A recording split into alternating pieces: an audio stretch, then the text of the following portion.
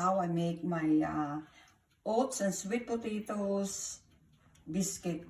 So inside here is oats and sweet potatoes and blueberry and a little bit of salt and a little bit of everything is organic, like organic coconut oil, coconut milk, and the oats is organic. So because I cannot eat the gluten, so this is how I do. So I have to blend it all together. It's very easy. It's just mix until it will mix very well.